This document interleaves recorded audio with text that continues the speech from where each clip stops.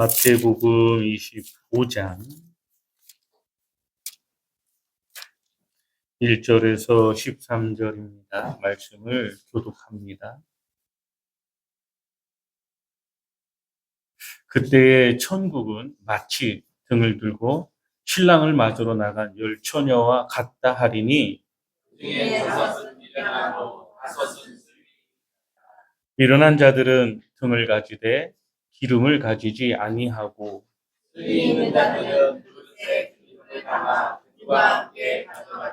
신랑이 더디 오므로 다 졸며 잘세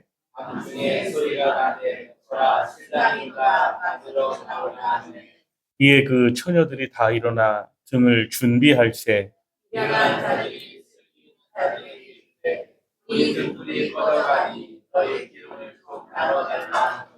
슬기 있는 자들이 대답하여 이르되 우리가 너희와 쓰기에 다 부족할까노니 차라리 파는 자들이 가서 너희 쓸 것을 사라 하니 그들이 사람과 사이에 신랑이 오므로 준비하였던 자들 함께 혼인잔치에 들어가고 그는 갇힌지라. 그 후에 남은 처녀들이 와서 이르되 주여 주여 우리에게 열어주소서.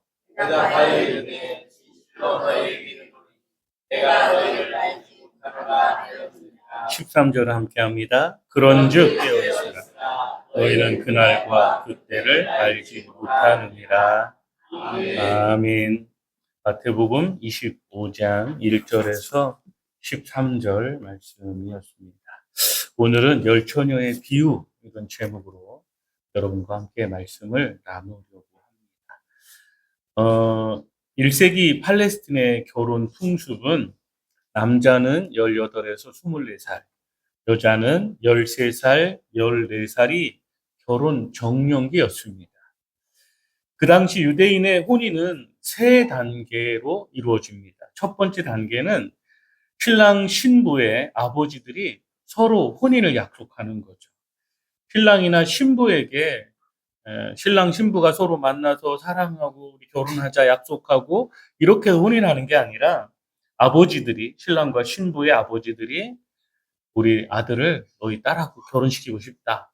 우리 딸을 너희 아들하고 결혼시키고 싶다. 이렇게 약속을 하고 혼인을 결정하고 그리고 나서婚례가 진행되는 겁니다. 두 번째 단계는 이렇게 서로 신랑과 신부의 아버지들이 혼인을 약속하면 이제 신부 집에 신랑, 신부, 또 신랑 가족들, 신부 가족들 다 모여서 신부 집에서 혼인을 서약합니다. 그를 가리켜서 약혼식이라고 하기도 합니다. 세 번째 단계는 약혼한 지 1년 되는 날 이제 혼인식을 치르는데요. 혼인식은 이런 방식으로 진행이 됩니다. 신랑이 신부 집으로 신부를 데리러 가서 신부 집에서 잔치를 베풀고 그리고 신랑이 신부를 데리고 자기 집으로 오는 거죠. 이렇게 세 단계를 거쳐서 결혼식이 진행이 됩니다. 그런데 오늘 우리가 성경에서도 보지만 신랑이 해가 진 후에 신부를 데리러 갑니다. 여기에는 날에 대한 개념이 우리랑 유대인과 날에 대한 개념이 다르기 때문에 그렇습니다. 우리는 날에 대한 개념이 아침으로부터 시작해서 저녁이 하루잖아요. 한나절. 또 뭐 하루 그러면 그 다음날 아침까지. 이게 우리의 하루인데요. 유대인들의 하루는 저녁에 시작해서 그 다음날 저녁까지가 유대인들이 치는 하루의 날짜예요. 그러니까 신랑이 저녁에 신부를 데리러 출발한다는 것은 하루의 첫 시간에 자기 부인 될 사람을 데리러 가는 거예요. 그래서 신랑이 신부를 데리러 신부 집으로 가면 저녁에 집에서 출발하니까 집이 가까우면 금방 도착하겠지만 집이 멀면 이게 시간이 오래 걸려서 새벽에 도착할 수도 있고 그러는 거죠. 그래서 신랑이 언제 도착할지 알지 못하기 때문에 신부의 친구들이 등불을 밝히고 신랑을 기다리는 겁니다.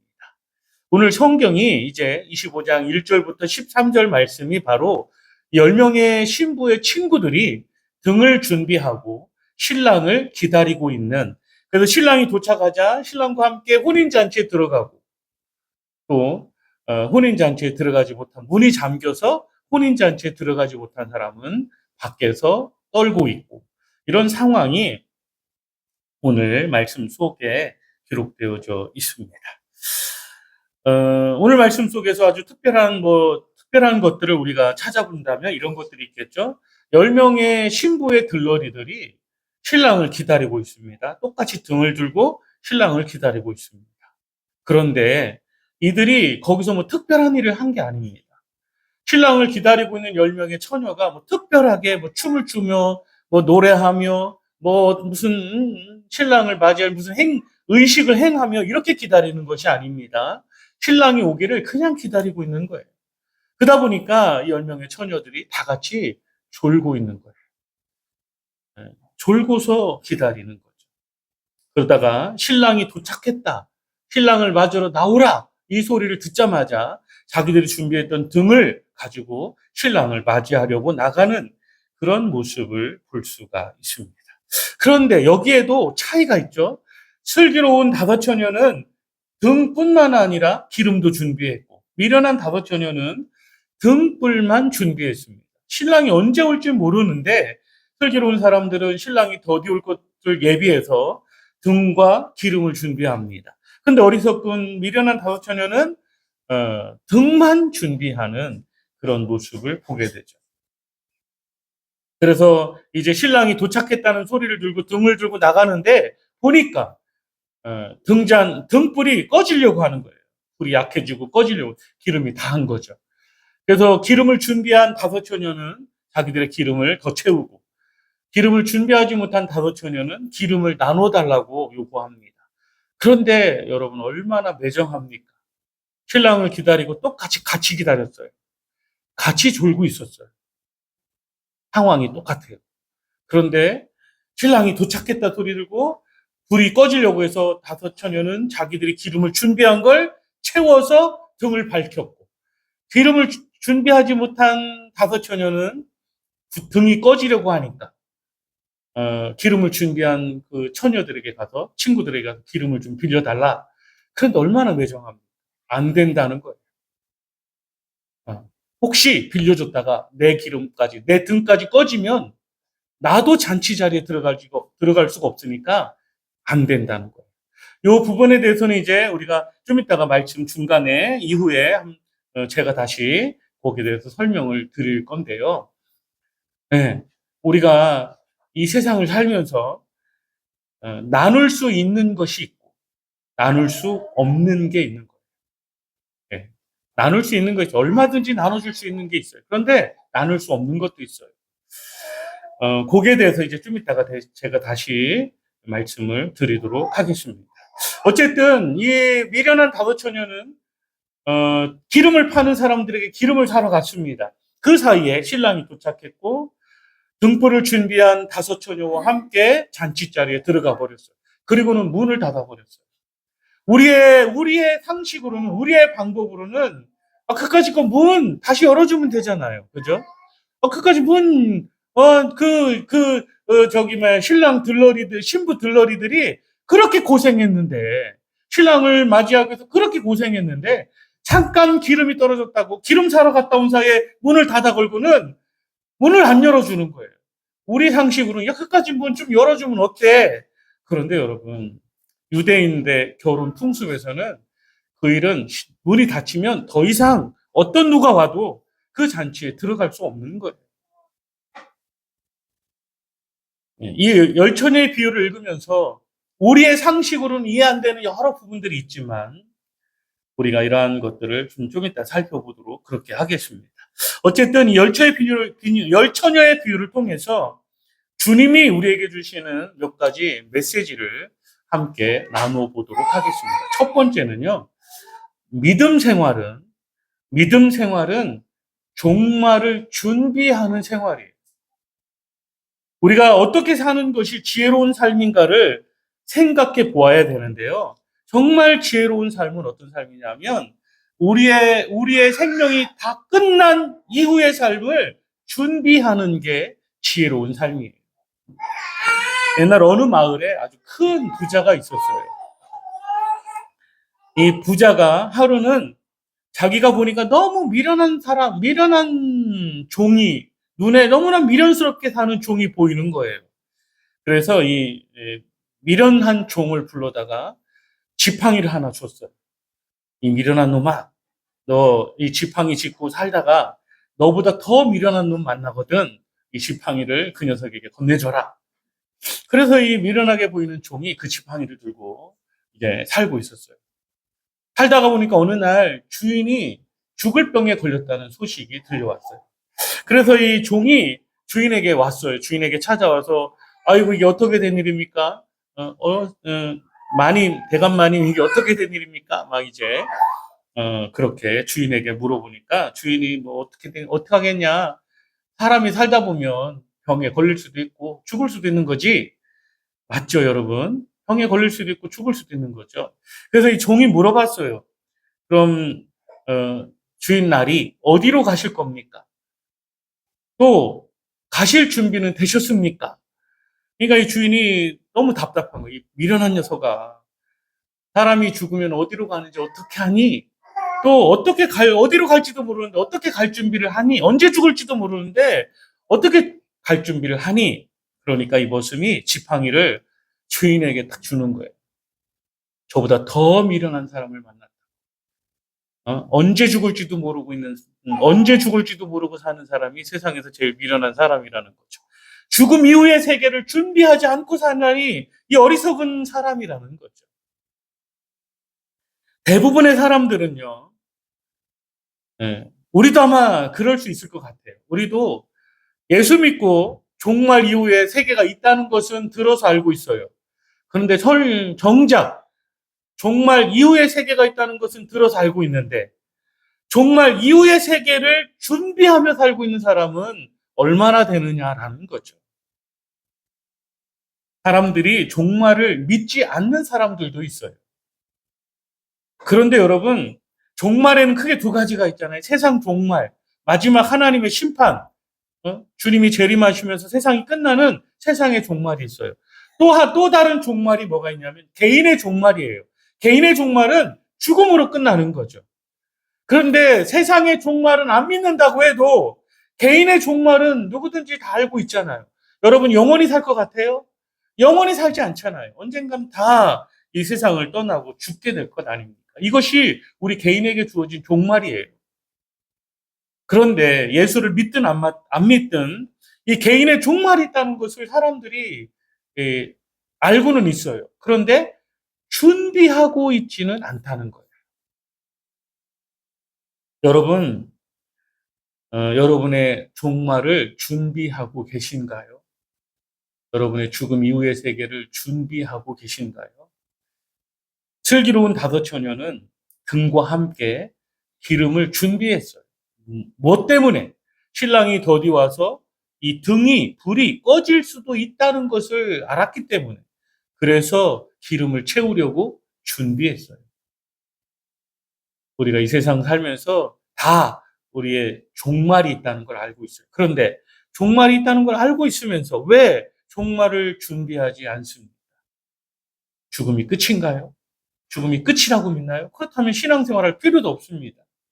죽음이 끝이 아니기 때문에 우리는 죽음 이후에 하나님의 심판대 앞에 설 일이 있다는 것을 알기 때문에 오늘 신앙생활하며 믿음 생활하며 이 종말을 준비하고 있는 것입니다. 마태복음 24장에 보면 마태복음 24장을 종말장이라고 합니다. 주님께서 세상의 마지막 때에 일어날 일들을 쭉 말씀하고 계세요. 마태복음 24장. 우리가 지금 25장을 읽잖아요. 24장에 예수님께서 종말에 대해서 마지막 시대는 이런 일이 있을 거다라고 말씀하셨어요. 그리고 나서 25장에 가서 바로 이 열처녀 비유를 들고 계신 거예요. 이렇게 종말에 이런 일이 있을 건데 열처녀 비유를 바로 이어서 말해요. 왜? 지혜로운 사람은 이 종말을 준비해서 기름을 준비한다는 거예요. 어리석은 사람은 이렇게 아무리 세상에 종말이 있다고 떠들어도 기름을 준비하지 않는다는 거예요. 24장에 종말장이라고 말합니다. 세상 마지막 때에 일어날 일들을 쭉 설명하잖아요. 전쟁과 전쟁이 일어날 거고, 기근이 있을 거고, 세계 각처에서 막, 어, 자연재해가 있을 거고. 여러분, 우리가 요즘에 그런 것들을 눈으로 많이 보잖아요. 뉴스로 맨날 보잖아요. 전 러시아하고 우크라이나인가요? 우즈베키스탄인가요? 지금 전쟁 중에 있잖아요. 금방 끝날 줄 알았어요. 왜냐하면 러시아라는 그 세계에서 미국 다음으로 군사력이 강한 나라잖아요.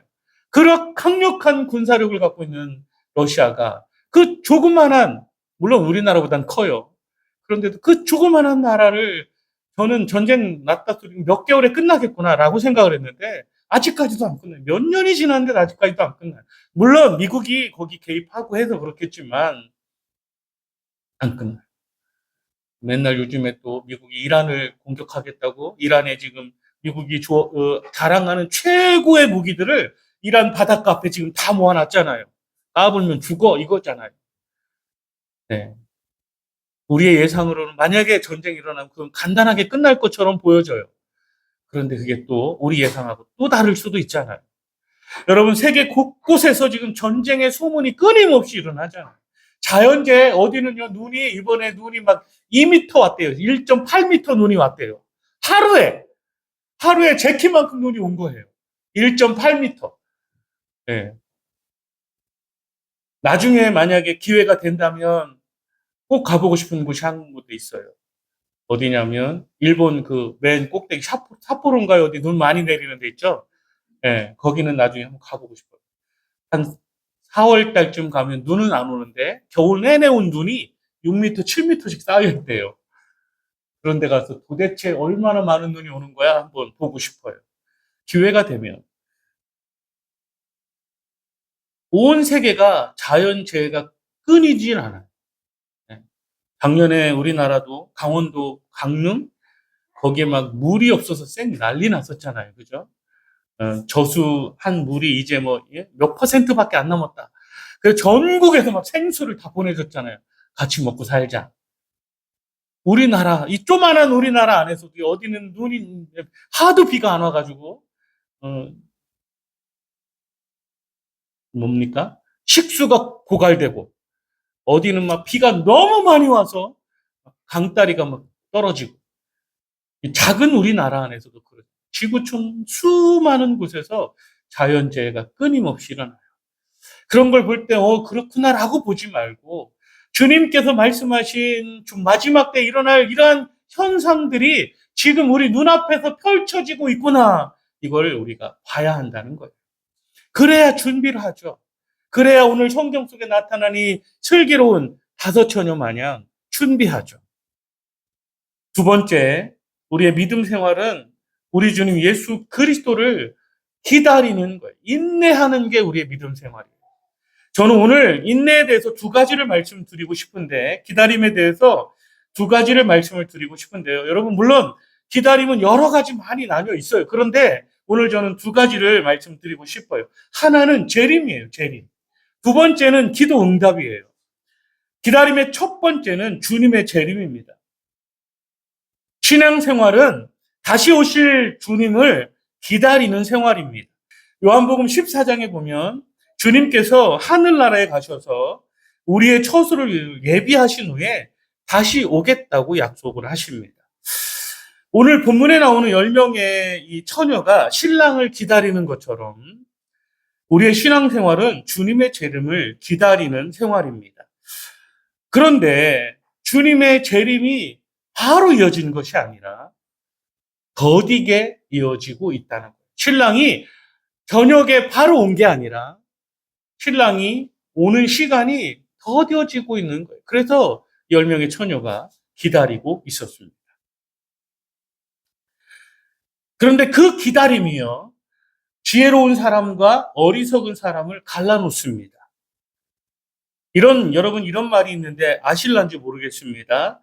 길이 멀어야 말의 힘을 알고 또 세월이 흘러야 사람의 마음을 알 수 있다. 이런 말이 있는데 알고 계신지 모르겠어요. 이 말은 이런 거죠. 길이 멀고 험해야 타고 가는 말이 얼마나 힘 있고 얼마나 능력 있는지를 알 수 있다는 거예요. 길이 짧으면 타고 가는 말이 약해도 금방 가니까 금방 도착하잖아요. 근데 길이 멀면 타고 가는 말이 약하면 가다가 퍼지잖아요. 네, 길이 멀어야 말이 힘 있는지를 알 수 있다는 거예요. 또 세월이 흘러야 사람의 마음을 알 수 있다는 거예요. 이 말이 뭡니까? 세월이 흘러서 온갖 풍랑을 겪어 보아야 정말 나랑 절친하다고 생각했던 그 사람이 어떤 사람인지를 알게 되는 거예요. 나는 정말 절친하다고 생각을 했어요. 그런데 내가 어려움을 당했는데 외면해. 이 사람은 정말 나를 사랑하는 사람이 아닌 거예요. 근데 내가 정말 어려움과 고난을 당했을 때 그 어려움과 고난을 나와 함께하는 친구가 있다면 그 친구는 나를 정말로 아끼는 그런 정말 좋은 친구인 거죠. 마찬가지로 주님의 재림이 지체되는 이유 가운데 하나는 재림을 기다리는 우리 신앙인들의 이 믿음이 얼마나 진실한가를 주님께서 가리고 계시다는 사실입니다. 기다림 두 번째는 기도응답이라고 말씀드렸죠. 신앙생활을 하다 보면 여러 면에서 인내하고 기다릴 줄 알아야 합니다. 그래 하나님의 역사를 우리가 경험할 수 있는 거죠. 예를 들면 사도행전에 보면 주님께서 부활하셔서 자신을 보여주시고 주님이 승천하십니다. 내가 머지않아 너희에게 성령을 보내줄 테니 너희가 예루살렘을 떠나지 말고 하나님의 약속하신 성령을 기다려라. 그래서 그곳에 있던 사람이 남자의 무리가 약 500여 형제, 또 자매들까지 다 합치면 약 2,000명의 사람들이 예수님께서 나타나신 모습을 목격한 거예요. 예수님이 승천하시는 모습을 목격한 거예요. 내가 머지않아서 너희에게 성령을 보내줄 테니 예루살렘을 떠나지 말라 하신 주님의 말씀을 들은 사람들이에요. 그런데 사도행전 1장 15절 이하에 보면 이러한 성령의 약속을 기다리며 기도했던 사람들이 나오는데요. 거기에 보면 120명이 등장합니다. 나머지 1880명은 어디 갔을까요? 그들도 예수님께서 승천하시는 모습을 함께 목격했어요. 예수님께서 예루살렘을 떠나지 말라 하시는 말씀을 함께 들었어요. 내가 하나님이 약속한 성령을 보내주겠다 하신 말씀도 함께 들었어요. 그런데 2,000명 중에 남아있는 사람 120명, 나머지는 다 떠났어요. 왜 그랬을까요? 기다리지를 못했어요. 이들도 아마 주님의 모습을 목격했고 주님의 말씀을 들었고 이들도 결단했을 거예요. 나도 기다릴 거야. 나도 하나님이 약속한 성령을 기다릴 거야. 결단했을 거예요. 그런데 그 결단이 오래가지 못했어요. 그 기다림이 오래가지 못했어요. 왜 그랬을까요? 먹고 사는 문제가 걸리고 당장에 생업이 걸리고 그러다 보니까 빨리 집에 가서 먹고 사는 문제 해결하고 빨리 생업을 해결하고 그래야 돼서 돌아간 거예요. 남은 사람은 120명. 그들만 약속한 성령을 받을 수 있었던 거예요. 사랑하는 여러분, 기다림은 이런 거예요. 다른 사람이 기다리든 안 기다리든 나는 기다려야 되는 거예요. 오늘 제가 묵도할 때 시편 40편 1절 내가 여호와를 기다리고 기다렸더니 귀를 기울이사 나의 부르짐을 들으셨도다 라는 말씀을 묵도 시간에 제가 읽었습니다. 사랑하는 여러분, 하늘나라에는 반송된 속보가 쌓여 있다. 이런 이야기도 있습니다. 이 말의 의미가 뭡니까? 하나님께서 기도 응답을 이제 소포로 보내신 거예요. 그런데 기도를 하면서 하나님께서 주시는 기도 응답을 기다리지 못하고 마음이 바뀐 사람은 그 소포를 받을 수가 없는 거예요. 그래서 반송된 소포가 하늘나라에 쌓여 있대요. 여러분에게 주실 소포도 쌓여 있는지 모르겠어요. 여러분이 기다리면서 기도하면서 기다렸던 그 소포가 하늘나라에 쌓여 있을지 모르겠어요. 조금만 더 기다렸으면 됐게 되는 건데 조금만 더 기다렸으면 하나님의 응답이 나에게 주어지는 건데 사랑하는 여러분, 신앙생활은 인내, 기다림에 오늘 제가 두 가지 말씀드렸죠. 하나는 주님의 재림, 또 하나는 기도 응답. 그 외에도 다른 기다림들이 많이 있겠지만 오늘은 이 두 가지를 말씀을 드렸습니다. 마지막으로 여러분 믿음 생활은 개별적인 거예요. 아내가 예수 잘 믿으니까 나도 구원받을 수 있다. 아니에요. 남편이 예수 잘 믿으니까 나도 하나님 나라 함께 갈 수 있겠지. 절대 아닙니다. 믿음은 개별적인 거예요. 제가 아까 서론에서 이 슬기로운 여자, 슬기로운 다섯 처녀, 위로는 다섯 처녀에 대해서 왜 그들이 기름을 나눠주지 않았을까? 나눠줄 수 있는 것이 있지만 나눠줄 수 없는 것이 있는 거예요. 내게 있는 것 중에 나눠줄 수 있는 것. 성경을 보면 내 이웃을 내 몸처럼 사랑해라 라고 말씀하십니다. 근데 이 다섯 처녀는 기름을 나눠주지 않습니다. 그런데 나눠주지 않았다고 하나님께 책망받고 있느냐? 아니에요. 잘했다는 거예요. 그래서 표현도 슬기롭다는 거예요. 성경 전체를 놓고 볼 때 내 이웃을 내 몸처럼 사랑하라고 하신 하나님께서 기름을 안 나눠준 것에 대해서 잘했다고 아주 슬기로운 여자들이라고 말씀하세요. 이렇게 부딪히는 것처럼 보이잖아요. 성경 이쪽 부분하고 이쪽 부분하고 막 부딪히는 것처럼 보이잖아요. 아니에요. 말씀드린 것처럼 나눌 수 있는 게 있지만 나눌 수 없는 것이 있는 거예요. 우리에게 있는 만약에 재산 그런 건 가난한 사람에게 나눠줄 수 있어요. 불쌍한 사람에게 나눠줄 수 있어요. 굳이 할 수 있으니까. 그런데 여러분, 우리의 믿음은 나눌 수 없는 거예요. 우리의 구원은 나눌 수 없는 거예요. 믿음은 개인적인 거예요. 하나님과 나. 구원은 개인적인 거예요. 하나님과 나. 개인적인 거예요. 나눌 수 없는 거예요. 네.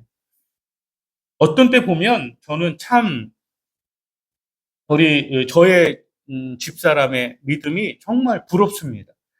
네, 무슨 일이 있어도 잘 흔들리질 않아요. 무슨 일이 있어도 그냥 잘 받아들여요. 저는 막 약간 감정적인 사람이라 조그만한 일이 생기면 막 고민하고 감정에 치우쳐서 막 그러잖아요. 여러분들이 지난 한 1, 2년 동안 보셨잖아요. 제가 막 너무 아파하고 너무 힘들어하고 그런 거 보셨잖아요. 사실은 믿음의 사람들이 그런 부분은 그렇게 바람직한 부분은 아니죠.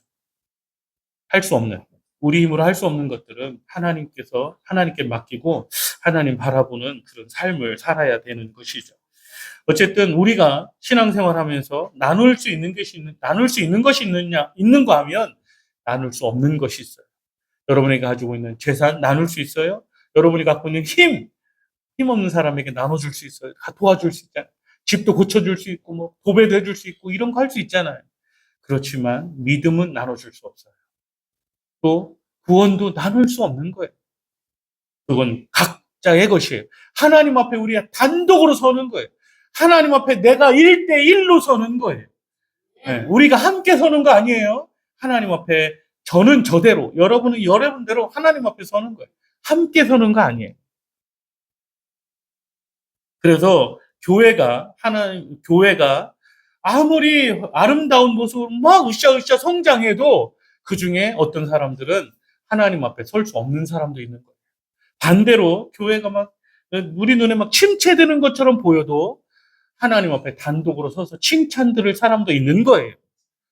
사랑하는 여러분, 그래서 여러분 하나님 앞에 여러분이 개별적으로 선다는 사실을 기억하고 준비하는 지혜로운 하나님의 성도들이 되어줘야 되겠습니다. 결론입니다. 여러분은 어떤 준비를 하고 계십니까? 종말을 준비하고 계신가요? 주님의 재림을 기다리고 계신가요? 아니면 기도 응답을 기다리고 계신가요? 아니면 하나님 앞에 우리 설 그날 개별적으로 하나님 앞에 선다는 사실을 믿고 하나님 앞에 단독자로 서 있는가요? 우리는 신앙인입니다. 믿음 생활하고 있는 하나님의 자녀들입니다. 주님 앞에 오늘 성경 속에 등장하는 슬기로운 다섯 처녀, 슬기로운 신앙인이 되시기를 예수님의 이름으로 축복합니다. 기도하겠습니다. 아버지 하나님 감사합니다. 함께 말씀 나누게 하시고 하나님의 은혜 가운데 살게 하시니 감사합니다.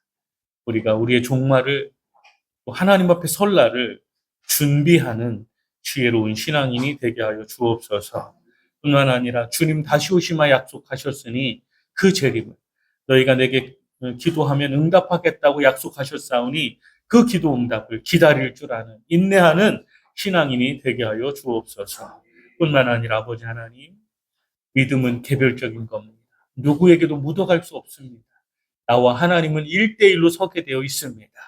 그럼 우리가 하나님 앞에 단독자로 설 수 있는 하나님의 성도들, 오늘 성경 속에 나타난 지혜로운 처녀들처럼 아버지 앞에 바로 설 수 있는, 하나님께 칭찬받을 수 있는 하나님의 자녀들이 되게 하여 주시옵소서. 함께 하시며 은혜 베푸시는 예수님 이름으로 기도드립니다. 아멘.